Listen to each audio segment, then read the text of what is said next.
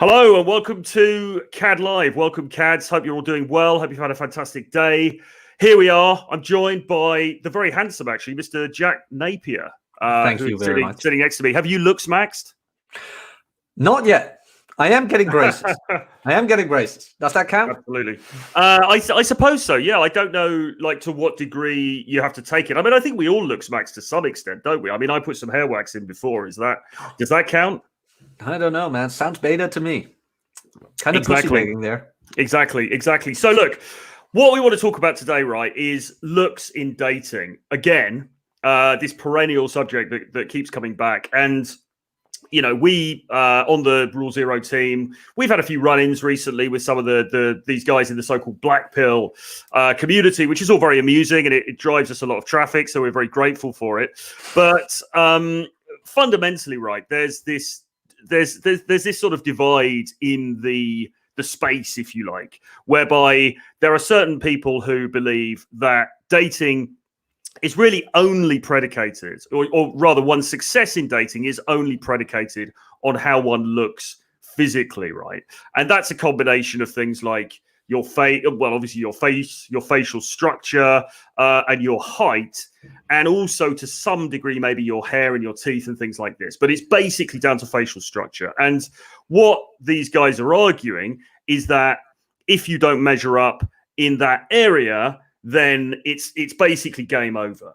Mm-hmm. You know, you're kind of, that's it. You know, you might as well like just go and lay in the gutter because you're never ever going to achieve intimacy with a woman. Okay, so that's, I mean, like, perhaps I'm misrepresenting the message slightly. If I am, please, you know, somebody come into the chat and correct me. But that's basically what it comes down to. And then on the other side, you've got guys like us, or you've got like dating coaches, dating roaches, as they call them.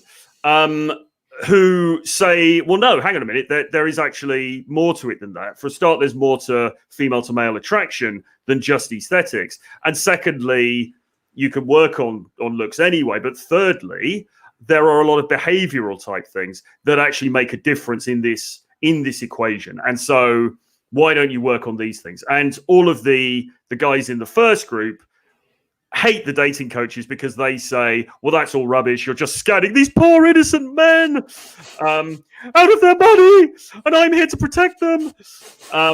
And yeah, they just think it's all a complete ripoff. So that's, to me, that's where the land lies. Where do you stand on this, Jack? Do you think that if you aren't gorgeously good looking like us, then you may as well just go and die in a ditch? I don't agree with it, actually, to be very honest, because I've been in situations with guys and I mean, these guys were just pretty, if you know what I mean. Yeah. Like, perfect symmetry, everything. And they were hitting on girls, but they were talking them out of it. They were talking way too much. They were complimenting her too much. They were pedestalizing her. And even though they looked so great, they were just repulsed by them. They were just completely, well, they were drier than a Sahara, sort of say. And you could see it in their looks. Like, get this guy away from me. He does not know what he's doing. Like, okay, looks will get you in the door. I will fully agree on that. Looks will get you in the door. That will get her interested faster. But if you want to stay there, and if you actually want to get with her, so to say, you're going to need a hell of a lot more than looks. And to be very honest, you can get with her even without the looks. Yes, exactly. I would agree with you. And I mean, the first thing I should make clear here, by the way, is that nobody, as far as I know anyway, certainly nobody on this show now, is saying that looks don't count. Nobody is saying that looks don't matter. Because if you said that, then you probably be some sort of cretin, right? Because it, like, we all know, like, every sentient human being on this planet knows that physical attractiveness has a bearing in terms of the way people get together, right? I don't think this is news, is it? No, it really isn't. So, yeah, sorry, carry on. But there's always something with some people. Some would say it's the money when they don't have money. Some would say looks, it's when they don't have looks. Yeah. But in my honest opinion, the one thing you do want to have is just game. Because I've seen girls, you've probably seen girls, we both have been with girls who never cared about our income, who never cared about the clothing we wore, who never cared about our haircut. I believe you have a punk background, don't you? Well, kind of. I mean, I wouldn't say that exactly, but I was sort of influenced by that kind of thing. Look a little bit, yes. Let's just say your hair wasn't always that stylish, I guess. Exactly. I hope people can bear to see the slightly Isn't the increased. lamp too bright? I always look so pale. It's like, ugh. You need to get the lamp bright. I found. So who is uglier? Maybe we could. It's got to be me, hasn't it? I mean, Jack is a very good-looking man, and to be honest, doing this stream, bringing a guy who's younger than me, younger, hotter, and whatever, onto the stream with me was probably asking for trouble. But there we go. But anyway, so with that out of the way, so we've sort of established the battleground, if you like. Something very interesting has come to light, because basically what has transpired in the last 24 hours is that I am actually uglier than some of the foremost black pill content creators in the world. So, I've got some evidence of this, which we're going to be sharing in a moment. But this then creates, I think, an interesting dilemma, or at least an interesting sort of diversion in the argument. Because if you've got somebody who's on the dating coach side of things, who's saying, well, hang on a minute, actually, there are different things you can do to increase your dating prospects. And here are some of the things I did. These things work for me, and they will work for you too. Mm-hmm. And then, and that guy is actually uglier than the guys who are saying, well, it's only looks that count, and so you might as well give up. Surely there's a bit of a mismatch there. Yeah, I think there is. I truly think there is, because I've never heard you say that it's all about looks. Complete opposite, exactly. Well, I mean, somebody here is saying, Cass is saying, curious to see the black pill guys, and I think, I mean, something that we'll perhaps come on to discuss in a little while. But I think that the black pill guys need to share their receipts, and we need to see how ugly these black pill guys actually are, because most of the black pill guys, obviously, they're anonymous, which is fine. I haven't got a problem with anonymous content creators per se, but if you're promulgating the message that dating success is only and is solely predicated on aesthetics, then we should at least need to know how aesthetically unappealing you are, right? Yeah, so, I 100% agree. I mean, of course, they talk about certain subjects that you don't want your employer to know about. So I get the anonymity. So I will not attack them on that. Absolutely not. Well, yeah. Exactly. I mean, I haven't got a massive issue with the anonymity aspect of things, because I think it's fine. I think that, you know, like, I understand the reasons, but as Affy Kingdom says here, we need to see how ugly they actually are, because it could be that what we've got here, because we don't know, right? We don't know, because they're not sharing receipts. So it could be that actually we've got a bunch of dudes who really aren't that bad looking. Who are putting out content telling young men that they may as well give up if they're not a certain, and these are all the reasons why I'm blah. And in doing that, of course, they are, you know, they're building their audience. Some of them are starting to sell books and, you know, applications and things like this. So, you know, at the very least, they're garnering influence within the sphere, but they're not revealing their own aesthetics. Okay. So, like, and that troubles me a little bit. Okay. Particularly when, so sorry, did you want to say something? No, not, I mean, what's there to say? Because, like, how repulsive are we talking about when it comes to looks? Because you can't be much uglier than Mick Jagger or Keith Richards, I think. And those guys are swimming in poo. But okay, they are rock stars. Yeah, okay, but they're famous though, Jack. That's always the comeback, isn't it? But if it's looks that matter the most, then those guys would have had way less. Girls wouldn't give them a second thought. Yeah, I would have liked your music, but he's horrible looking. So there are so many counter arguments to the whole only looks matter thing. Well, I mean, fundamentally, right, it just doesn't chime with my lived experience on this planet, okay? Because I know there are times when I've been out to interact with women and I've done horrendously, and I've been rejected by, every single woman in the bar or every single woman in the, wherever it was that I was attempting to advertise my wares, as it were. And then there are other occasions when I've gone out and I've been getting smiles and looks, and girls get, and they're getting their phone numbers and things happening. And I haven't changed in terms of how I looked. So just that in itself indicates that there's something else going on here, right? Because was I ugly on day one and then I was, not somehow magically not ugly on day two? Well, I wasn't, because I looked the same. So, even on a very basic level, and this is before we get into all the stories about, ugly guys with hot girls that you see around and blah, blah, blah. It's pretty clear just from our own experience that this doesn't really add up. No, absolutely. But are you admitting you don't age?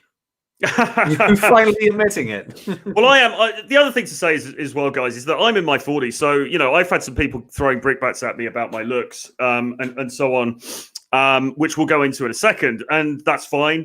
People are welcome to their opinion. But, I think I'm hanging in there as a guy who's on the slightly more mature side of the scale, let's say. And I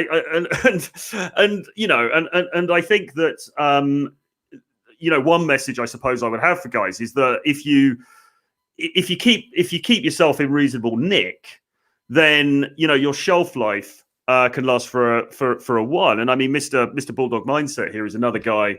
I mean, and he's obviously in far better nick than I am. But this is a guy who is, I believe, also in his 40s, who looks fantastic. I think I could be. Apologies if I'm wrong, John, but I believe that's the case. So, yeah. I mean, we as guys, we are fortunate to be able to age in a slightly more appealing manner, if you like. Yeah. John says he's 40, so you can go a long way with moisturizer and weightlifting. Absolutely. Indeed. And not even to bench press the most in your village or town or whatever. Just keep up yourself. I mean, become stronger yourself, things like that. Develop yourself, become healthier and all those things. Well, I think I don't know if this is quite a meme within the Black Pill community, but I certainly saw something the other day which said, there's no gym for your face. You can't work out your face. And I think what they're saying, of course, is that, yeah, well, that's all very well. You lot are saying go to the gym, but I can't work this. I can't work out this. This is going to stay how it is. A friend of mine said that to me when he was trying to bring me down, because I started going to the gym and I got some muscle development, and all of a sudden he came over and he said, "It's a shame you can't lift your face away." I'm like, fuck. But the funny thing about it is that actually staying lean does have a knock-on effect on your face. And I know this from my own journey of sort of like, I've never been particularly overweight, but there have been times when I've been less lean than at other times, and I can tell by just looking at the photographs when I am more lean, when I'm on a good training program, when I'm eating nutritionally and all that kind of stuff, I look better facially than when I don't. Another thing is actually having a suntan as well. I haven't got a tan at the moment, which is like I look better if I've got a bit of a tan as well, a bit of the old sun and steel. And unfortunately in London we haven't got any sun now for the next but having a tan, being lean, working on nutrition, all that kind of stuff, it does actually improve the way that you look facially. So it's kind of like, and I think especially for guys, because I think for a guy, you don't actually have to be that pretty, in order to be good looking. Do you know what I mean? You've just got to, if you can bring out that masculinity in your features, which I believe that you can do through exercise and through lifting weights and stuff, that's going to improve you. I'm not saying it's going to take you right to the top, but it's certainly going to improve you, right? I 100% agree, and I would like to add something to that, and I would love to get your opinion on it, because I just realized that I'm noticing they're confusing male attractive traits with female attractive traits. Because what do men value in women? Beauty. And women value in men success, competence, mostly competence, in my honest opinion. And a good example I just thought of was kickboxers, or boxers in general. These guys get their face destroyed for a living. Yet they get all these ring girls. Know what I'm saying? They don't care about the face. They care about your competence. Like, they don't want your face to be too bad, but they can live with an ugly bloke if he's competent. It's that. Exactly. And can give her security. Exactly. And, you know, there are plenty of examples of people like, I was talking the other day about Serge Gainsbourg, the French singer, who had it off with Jane Birkin as well as Brigitte Bardot. By any estimation, that guy was not aesthetically perfect, but, you know, he got with some hotties. And there are plenty of other examples of guys like that. I mean, I was talking also in another show about a singer that I really like called Nick Cave. Now, if people look up Nick Cave, well, actually, he's I think he's mates with Johnny Depp, or he's certainly sort of that ilk, if you like. Who's obviously your you know, sort of, I don't know, whatever. I've got my glasses right here, by the way. Yeah, but again, I mean, Nick Cave is somebody who's very striking looking, but really often in some shots not particularly great looking, and yet he has women falling all over him. I like it. Very, very French. I know. Left bank. Very nice. Very nice. Now, guys will always then come back with the defaults, and they'll say, well, these guys are famous. So that's different because they've got status through fame. But still, there are plenty of famous guys who are very handsome. And then there are famous guys who are less handsome or not handsome. So how come the less handsome and not handsome one still get female attention? Because if it was just about looks, then wouldn't every woman just go for Matthew McConaughey and then Gerard Depardieu or Nick Cave or, you know, any other sort of male celebrity who isn't aesthetically attractive would just get nothing, right? Well, it's the same thing with height. Look at the average Hollywood actor. He is about, and correct me if I'm wrong, guys in the chat, but I believe the average Hollywood actor is about 5'6", something like that. They're not that tall. Now, I can hear them already. Well, then if it isn't looks or height, it's about status. No, it's about that mixture of things. Exactly. There is no one thing. Maybe game. I mean, it's hard to argue with that. Well, I agree. The thing about status, though, is that like suddenly we're talking about things a little bit more within our control, because the argument would be, well, looks are out of your control. You're either born, you know, lucky with the beautiful face like me and you, Jack, or you're not, and then you're screwed. Okay. And to be fair, there is some truth in that, because, you know, like unless you do go into looks maxing and you start spending a load of money on the surgery and all the rest of it, you know, you kind of look a certain way. You've kind of got to live with that. You're also a certain height, and you can't really influence that much. So there is some truth in this. But when we're getting into things like status, money, career success, all of a sudden, and by the way, physique as well, all of a sudden, those are things that, well, hang on a minute, actually we can influence those, because then we're getting into the hustle stuff, aren't we? We're getting into the sort of like, well, if you just worked really, if you smashed it in the gym and got a really amazing physique, that's within your power to do that. You know, it's also within your power to build a big business and make a load of money. Yeah, absolutely right. Like, why focus on the things you can't control instead of focusing on the things you can control? Exactly. God grant me the serenity to accept the things I cannot change, courage to change the things I can, and the wisdom to know the difference.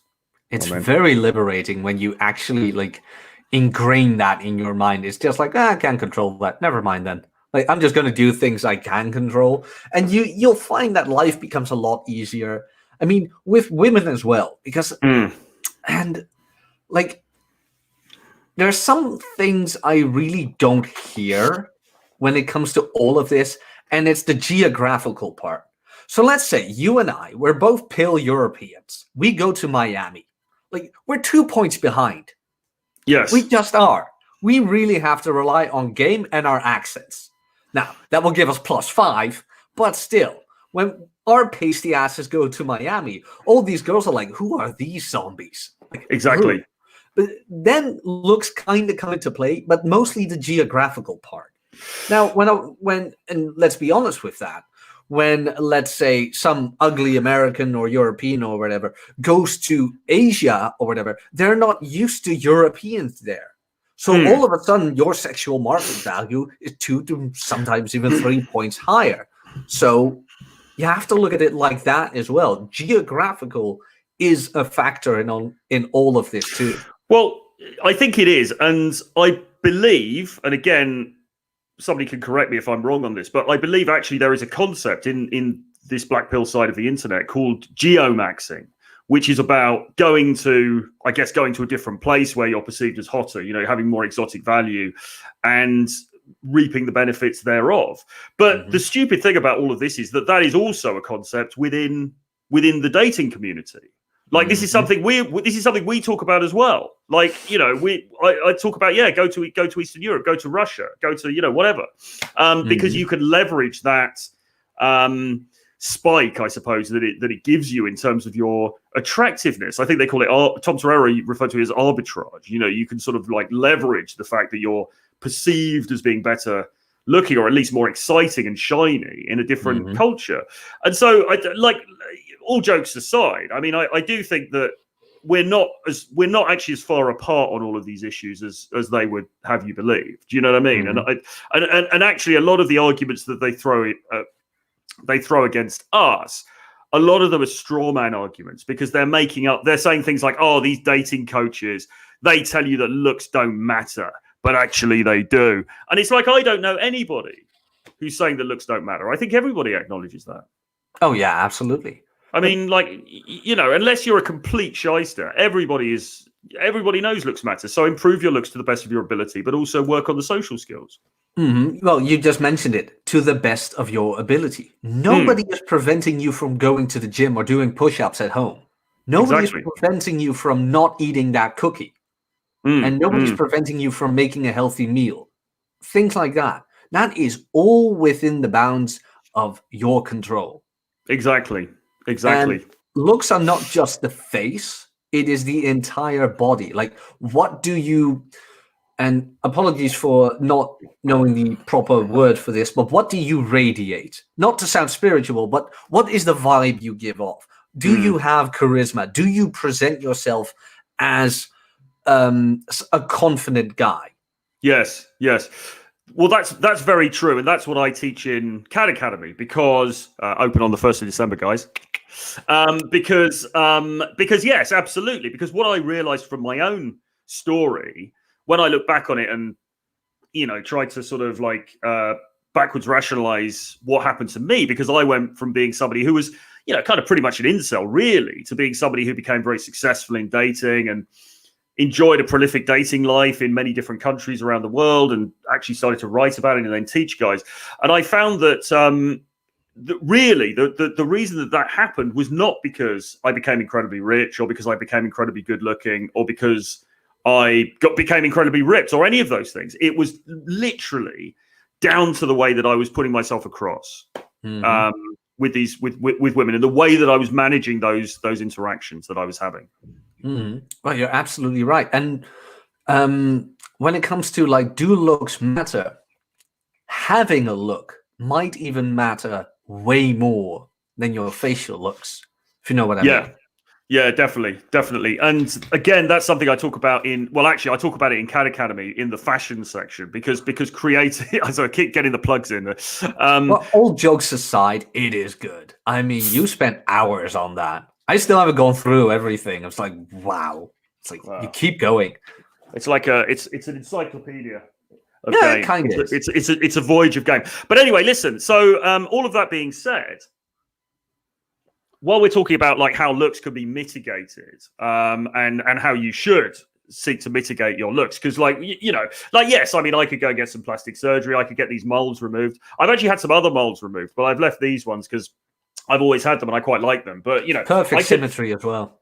Exactly. There are things that I could get other bits of plastic surgery and stuff done, and I haven't really got a massive problem with that. Particularly if there's something like glaring that you need to get corrected, then by all means, why not do that? But nevertheless, my experience is that I haven't had to in order to enjoy what's been a pretty damn good dating life, and continues to be that. Okay, because I've mitigated my looks, whatever they are, with other things. But it turns out, and I want to now share on the screen some comments that I saw yesterday. Okay, so let's have a look at this. So this was something that appeared on YouTube within the last day or so, and these comments appeared on a prominent black pill content creator's channel. And what we have here is a commentator on this guy's channel says to the content creator, "You look like Troy Francis," to this guy who's like putting out videos about black pill, about how you can improve your looks, about things like evaluating the looks of his readers, about why looks are fundamentally the main lever that we have to pull within the dating marketplace, and if you don't have the looks, then you're kind of screwed. I mean, that's sort of what it comes down to. So anyway, so a commentator on his channel says to this dude, "You look like Troy Francis." Now, I haven't seen a picture of the guy, so I don't know if he's lucky enough to look like me or not. But whatever. I don't know whether I don't know how he knows he looks like him. But anyway, says to the guy, "You look like Troy Francis." And then the content creator, the black pill content creator, comes back and says, "I actually do, although he face mogs me slightly." So the black pill content creator is acknowledging that he looks like me, or I look like him. And then he's saying, though, he face mogs me slightly, which I suppose means a bit like A-mogs. He beats me slightly facially, I guess. So he's sort of saying, I do look a bit like Troy Francis, but Troy Francis is slightly facially better looking than me. Okay. Whatever. And then the commentator comes back and he says, "He doesn't mug you at all. What the F are you talking about? Troy Francis is about a 5 out of 10, while you are a 6 out of 10.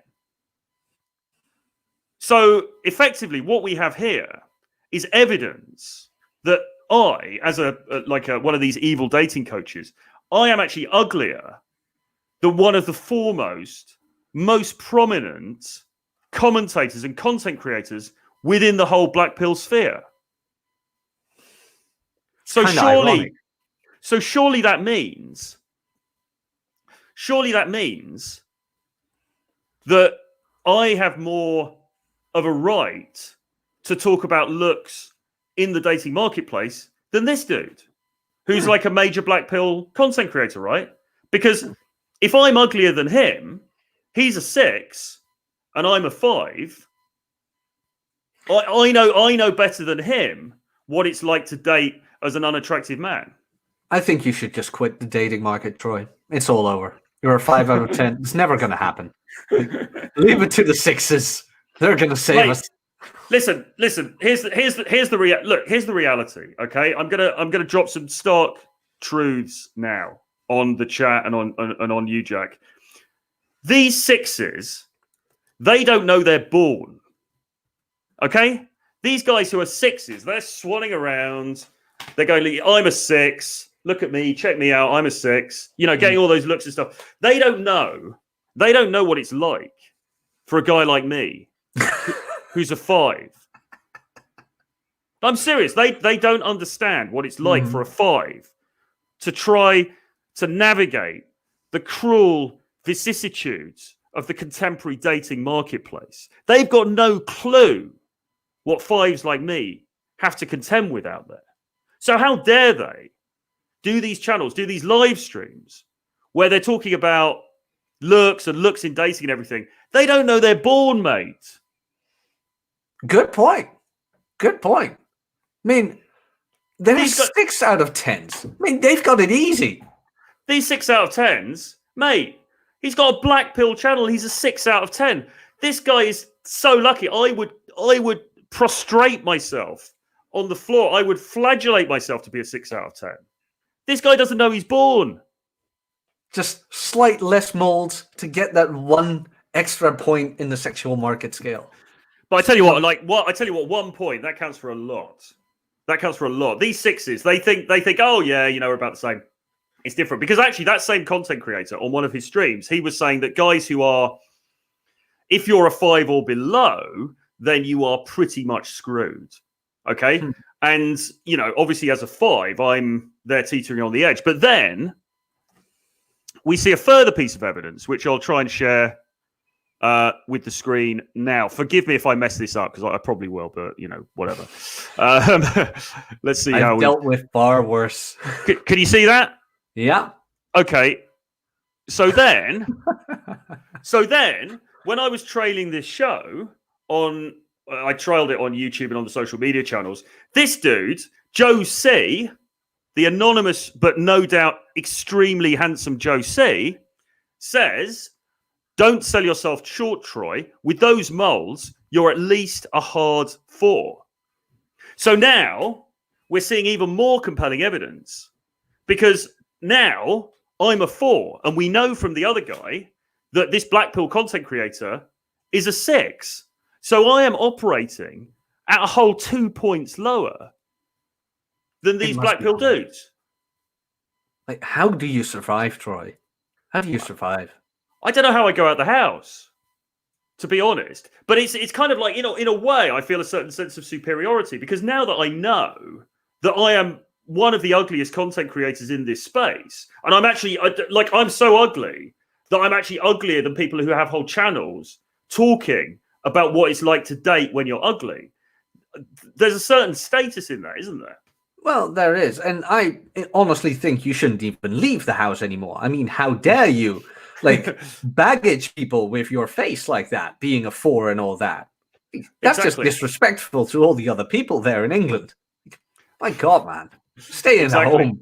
All the children screaming. Exactly. Well, luckily it's Halloween soon, so I guess I get a pass on Halloween. I'm allowed to go out, but yeah, but only that one day a year, unfortunately. I suppose I could go out at Christmas. I suppose I could go out at Christmas. I could wear like a sort of big, like, George Bruno Santa beard, and then people wouldn't be able to see the full horror of my visage, as they say. But I mean, you know, on a serious note, right? I mean, like, I'm not going to sit here and rate myself, but I mean, certainly and I've shared this in other streams recently, but certainly when I was somewhat younger, I was very, very sensitive about my looks. I mean, I really hated the way I looked. I did believe that I was ugly for a period of time. I did, like, truly believe. I had a lot of those sort of black pill thoughts, even though the black pill wasn't a thing at that point. I genuinely thought, you know, I am ugly. I'm so unattractive. I'll never get a woman to like me. I'll never get female intimacy, blah, blah, blah. Really, is that true? Because like I say, you're a decent looking guy. Well, I do my best, but I mean, it didn't came out of nowhere. I'll be honest with that. I mean, I put work into myself. I've been, like, training now for how long? It's been, I don't know, 7 years, I think. I mean, I'm not the biggest guy. I haven't got the best genetics. I'm honest in that. Like, there, another minus for me. Haven't got the best genetics. Very small waist, very small bone structure. But small waist is kind of good though, right? Because you want that V-shaped taper, don't you? It helps for the V taper, but the shoulders aren't that broad either. I mean, I even got, like, if you can see, I've got slightly bigger ears than other people. And to be honest, I have to remove this. Otherwise, I get a unibrow. And I don't want that. So I just remove that. But again, I just look at certain things. What is in my control? And at a certain point, like, the reason I started, like, going to the gym and all that, like, at first I was, like, very scrawny, like 58 kilos and 1 meter and 80 centimeters. So I don't know what that is in pounds. It's about 6 foot and a buck 135 pounds. Yeah, around 135 pounds. I mean, and then I got a bit skinny fat. So you get a bit flabby around the waist, things like that. So yeah, I was very insecure about that. I had an LTR. I mean, I had gotten female attention, but it wasn't the right kind of female attention. I mean, these were the chicks who saw me and were like, oh, that's easy prey, if you know what I mean. Yeah. It's like, oh, I could control him. So as soon as that finally ended, I really had a thing going on of, you know, maybe I am not good enough for women who aren't sociopaths, sort of say. Yeah. So I just put in the work.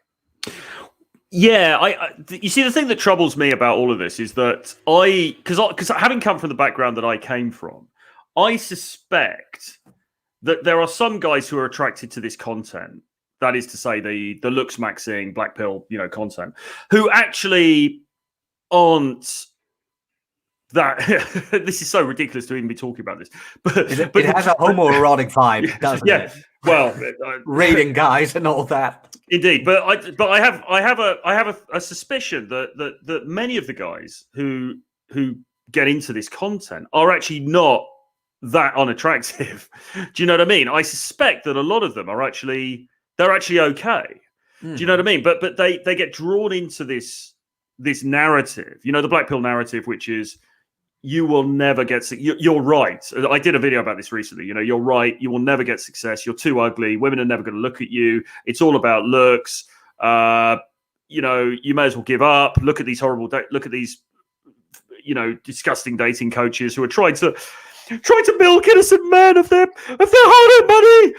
We're just protecting the men, and all of that. And and they needn't be sucked into that, because actually, if they just, and I hesitate to use the term, but if they just did the work, or if they just put themselves out there and started to live a little, actually they would start to see better results.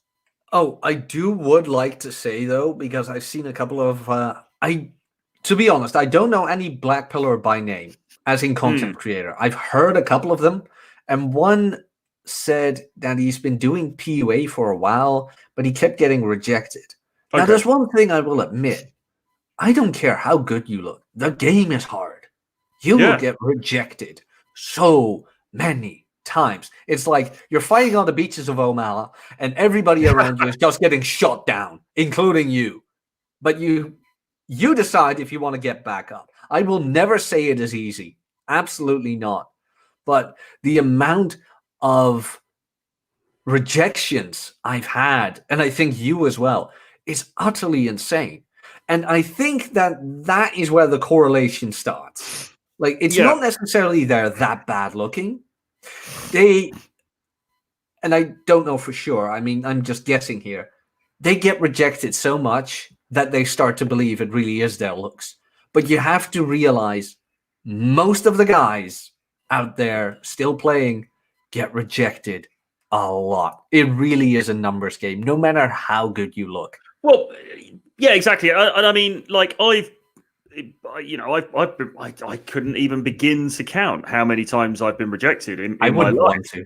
I mean, it's not even a calculation I could begin to make. I mean, I've throughout my life, from my 20s, from when I started really going out and doing this a lot, to right up to today, I get rejected the whole damn time. That's just part of the game, and everybody does, and one thing I would agree with is if anybody says that they don't, then they are probably lying. They're very likely lying, because even the best looking guys, because the thing is, you're never going to be everyone's type, even if you are really good looking.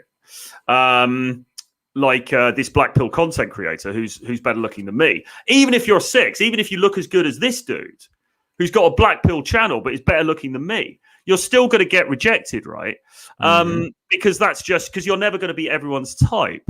So rejection is just part of the game, and it kind of then comes down to, well, how badly do you want it? How badly do you want to have a prolific dating life? How badly do you want to have, to meet the kinds of girls that you would like to meet and to have the kinds of experiences you would like to have? Now, guys like this will then say, well, it's simping, or you're simping for women, or blah blah blah. I don't know, man. That's just not a narrative I really want to buy. For a start, I don't believe that putting yourself out there, which is essentially all dating skills are, proffering yourself as a prospect and seeing what comes back. I don't regard that as simping. But secondly, you want stuff to happen, you got to go out there and make it happen.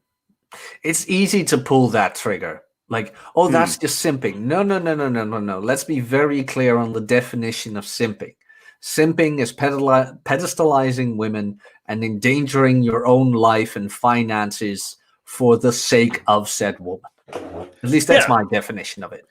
Throwing you're throwing the rod out, sort of say your fishing rod, leaving a line open, isn't simping. That's just keeping your options open. We are men, we have testosterone, we need sex. It's just that easy. We do. Now, of course, I'm not the biggest fan of going out there anymore either. I prefer doing other things like hanging out with my friends, training my clients, you name it. But I'm not quitting it entirely. It's a low priority right now. It doesn't mean I don't have my online dating apps or I know how to approach a girl when I see her. That's not simping. Well, exactly. I mean, like, to me, and we were talking about this recently, I think on one of John's webinars, an interaction that could lead to a phone number and then a date and then maybe more is really a very short thing. Effectively, you go up, you might say, hey, I just saw you look cute. I wanted to come and introduce myself. My name's Troy. I'm a 5 out of 10, but hopefully you can bear me for a little while. You look like you're really music. Yeah, exactly. And then you kind of see how they react. And if she's like, oh my God, he's a 5 out of 10, I can't talk to him, and she runs off, then fine. That's it. If she's kind of engaged, she's like, oh, thank you, that's really nice of you to say that, blah, blah, blah. You get into a little bit of conversation. Then you say, listen, I've got to go now because I'm on my way to a meeting, but another time, be cool to like maybe meet up for drinks. Let's exchange numbers. You do that. The whole thing takes a couple of minutes, a few minutes. It's not simping. I mean, like if you do that and she says, oh, sorry, I've got a boyfriend, and then she goes off. Okay, fine, whatever. If she says, everything's done in a very matter-of-fact way.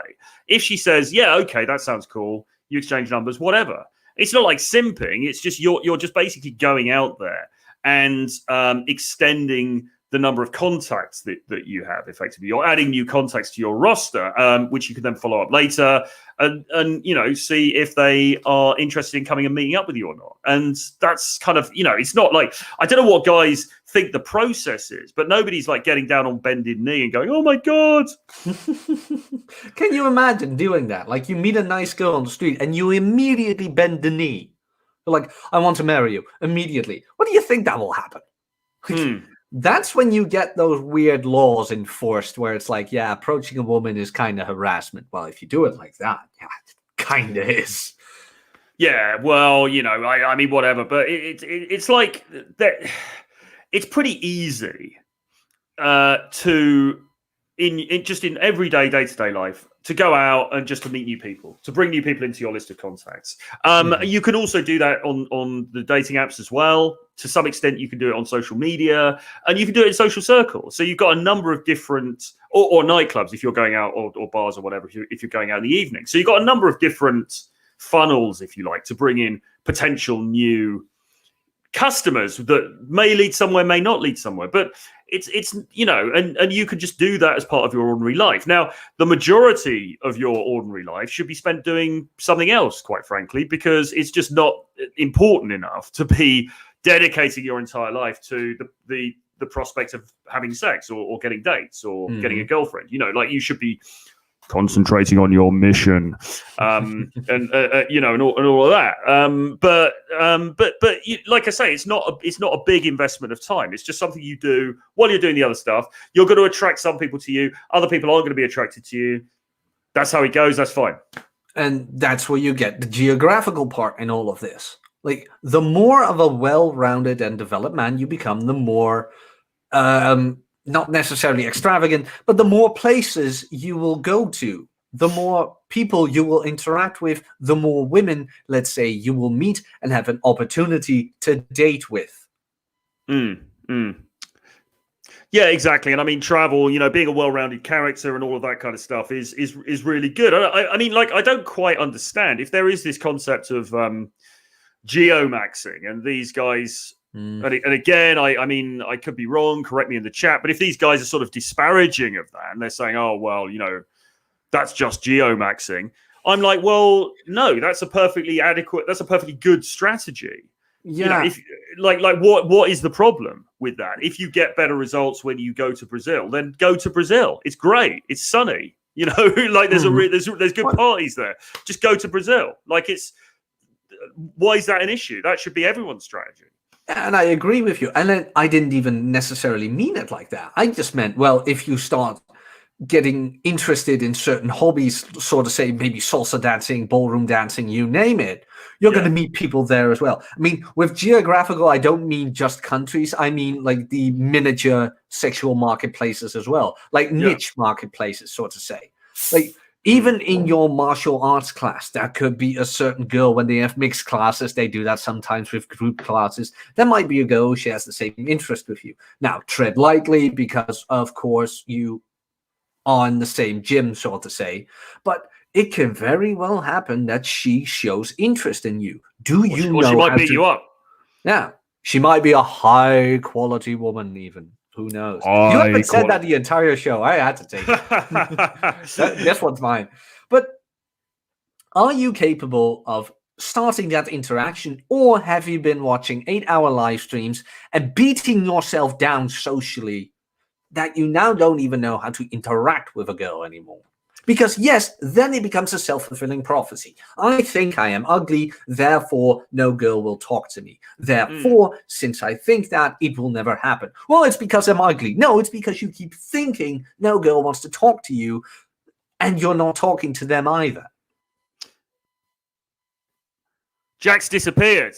He's been taken off the air. There must have been some interference from the black pill community or the deep state. But I think what he just said is absolutely correct. I mean,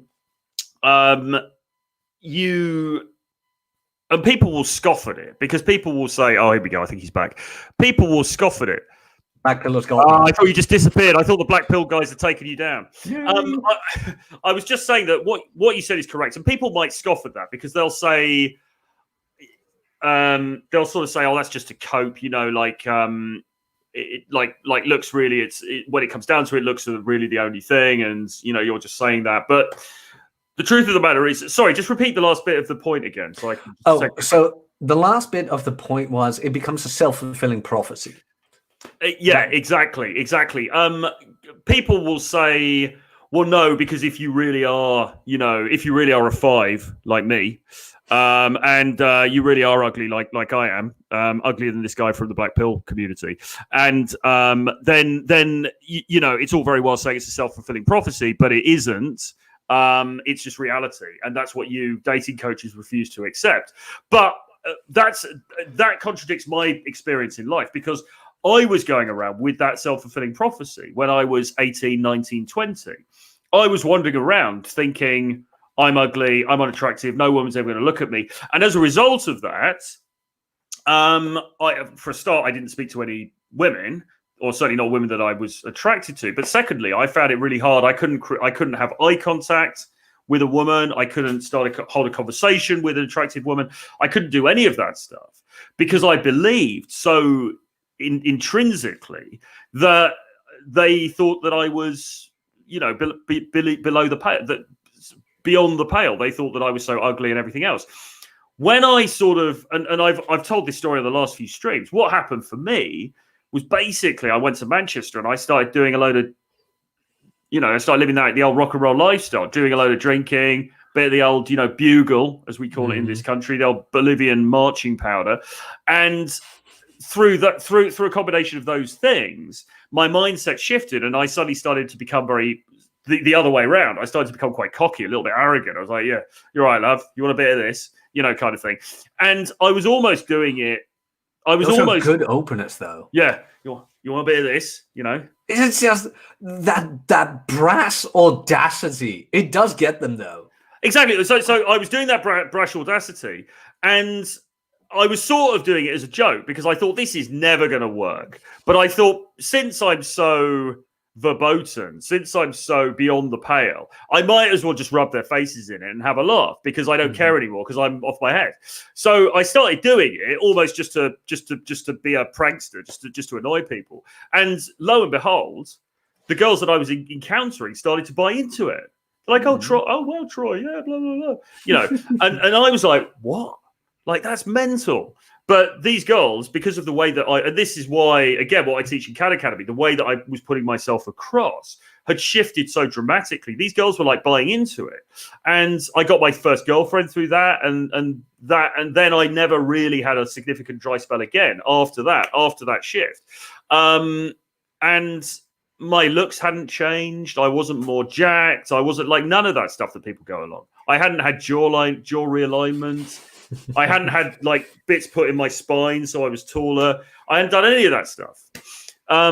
So my lived experience is just different to what these guys are talking about. And I do sometimes wonder if these dudes actually go out the house. Do you know what I mean? Mm-hmm. Well, I do think they go out the house. I will give them that much credit. I, on the other hand, do think they're not used to rejection. As I mentioned before, it's not pretty out there. It really isn't.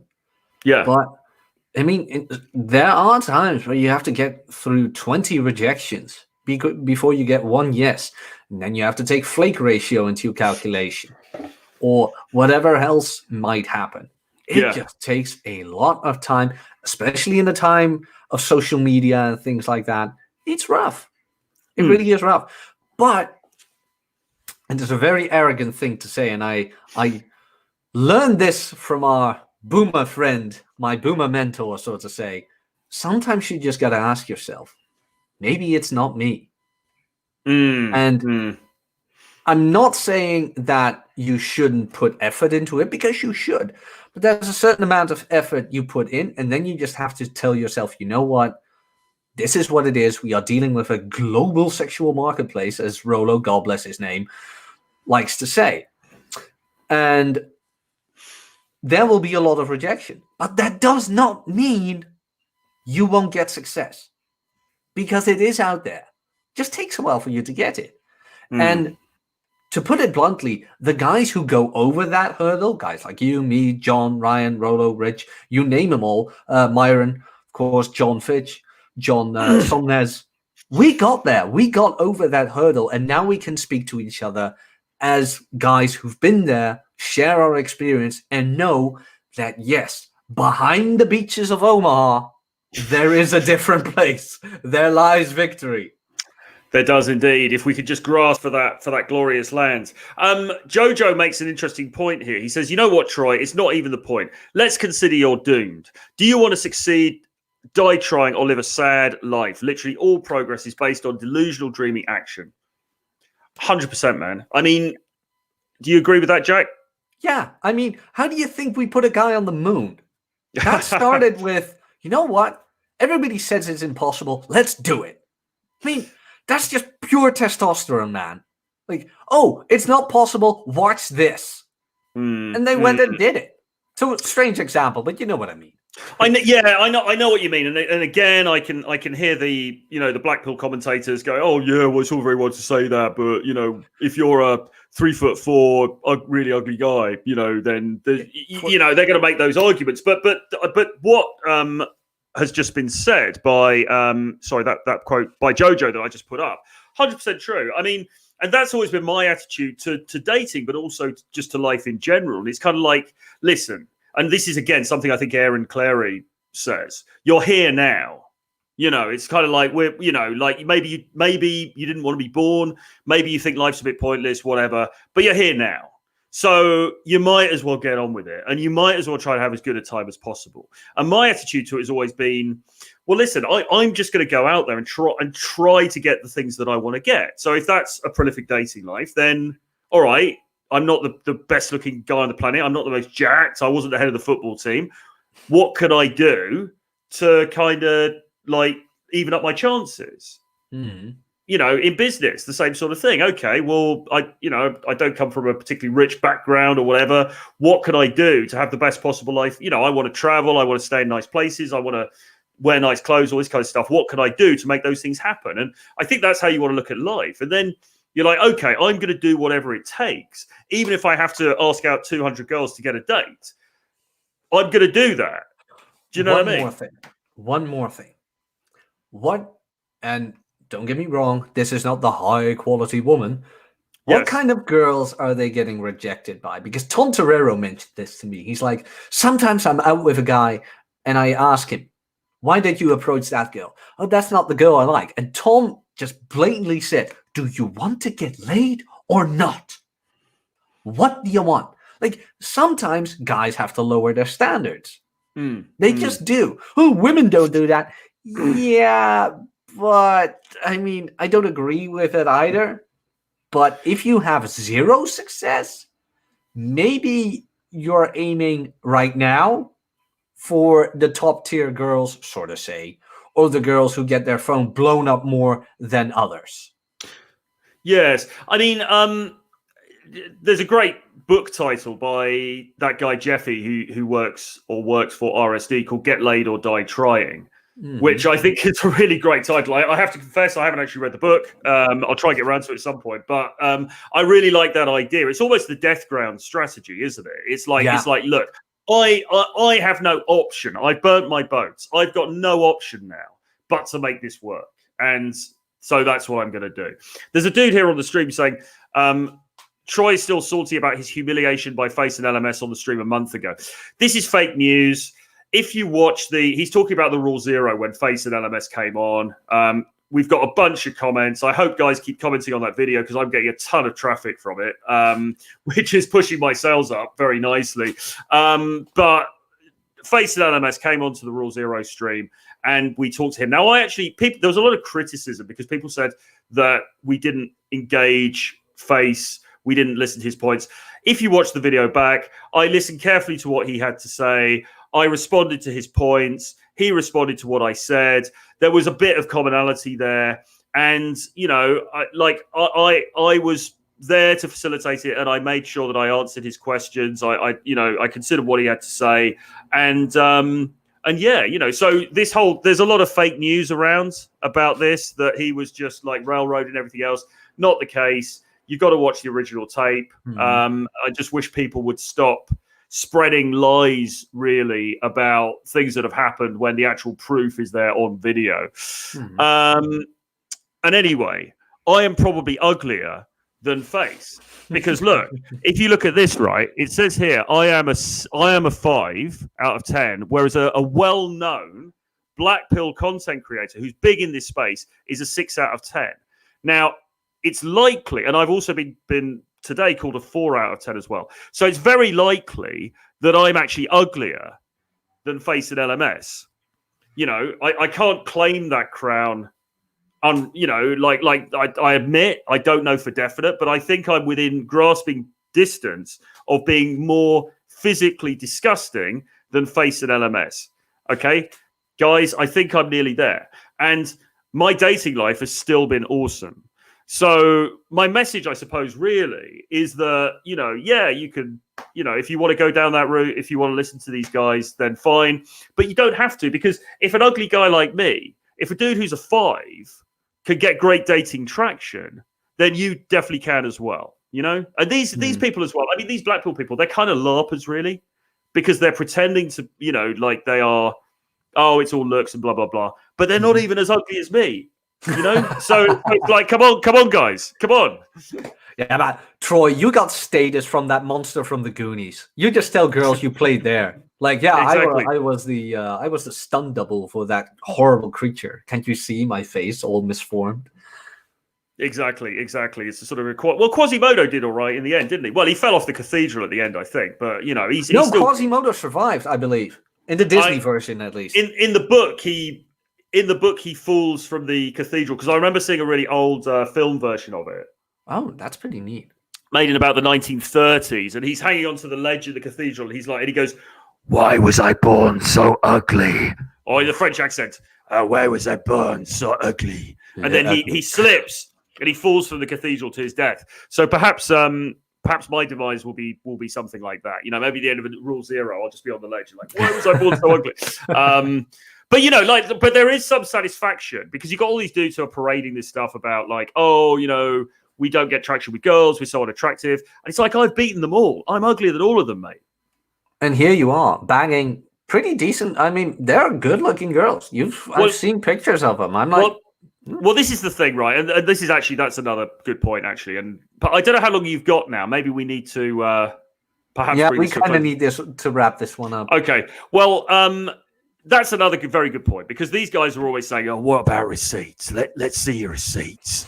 and all of that. And what they mean is, where's the proof? Now, I have a girlfriend at the moment, guys, and so I'm not posting pictures of her on Twitter or on Instagram or putting them on here or anything, because she's a private person. She also works in a very professional job, and to be honest, I don't think she really wants to be associated publicly with this kind of degenerate nonsense that we're doing here. So so I'm not going to share pictures of her. However, if you want to see receipts, if you want to see a guy who's a 5 like me, or even a 4 like me, actually interacting in real life with girls, then there's a whole ton of video of me doing so. Again, it's not on YouTube at the moment because of legal requirements and because of like privacy laws and things like this. But if you join my Patreon, which is below, then I will share that content with you. I also do regular meetups with my Patreon group where we go through interactions and we say, right, this is what went well, this is what went badly, blah, blah, blah. And we actually break down interactions where you can see even a dude like me who's a 5 actually interacting with attractive girls and it being successful. I've also actually, and I can drop it into the description for this, but I've also got a product and I've got a special offer on it, which I've called Receipts, where you can have a look at those same in-field videos. So the proof is out there, guys. But yeah, I'm not going to be sharing pictures of my girlfriend because it's just, yeah, she doesn't want to get dragged down into this horrendous layer of degeneracy that we're all in. It's kind of decency, I guess. I mean, and let me be careful when saying this. I'm not saying black pillars do this, but there have been followers of certain black pill live streamers who have been trying to dox people, trying to harass people, things like that. So yeah, I mean, if they're gonna call you out on being careful with that, yeah, you should have a talk with your followers, mate, because there's some stuff going around that isn't very decent anymore. Well, I mean, yeah, I don't want to get too much into all of that.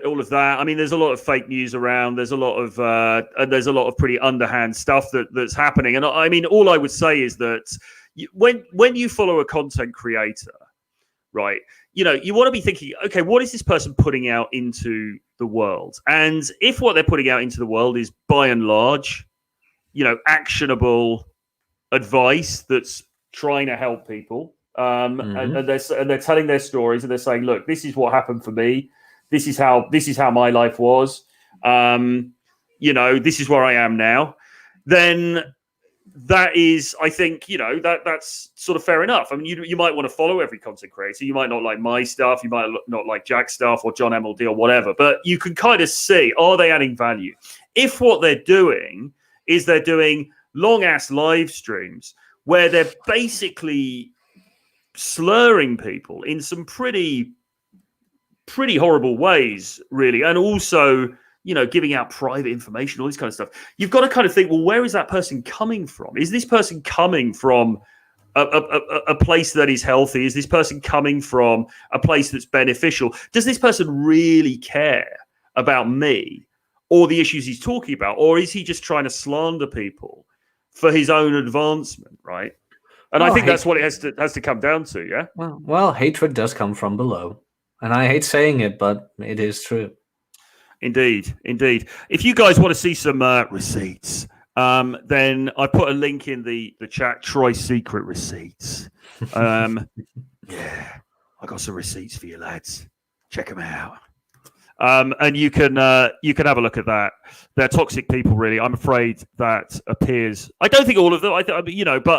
But even ones that I think are more reasonable and more intelligent actually align themselves with the people who clearly are very toxic. And I think that's disappointing because like I would not align myself with a content creator who's doing the kinds of things that we've seen in that space. I just wouldn't do it. Right. If one of the people that I was working with started to do that kind of thing, I would disassociate myself from them, because there are some things I think it's fine to have an opinion. I think it's fine to have a pop at people if you don't think what they're doing is good.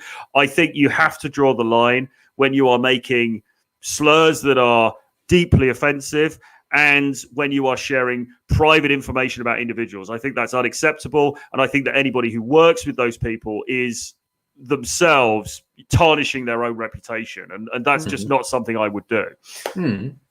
I mean, I've seen a couple of these. I've seen a couple of interactions where I actually thought this is a civil discussion.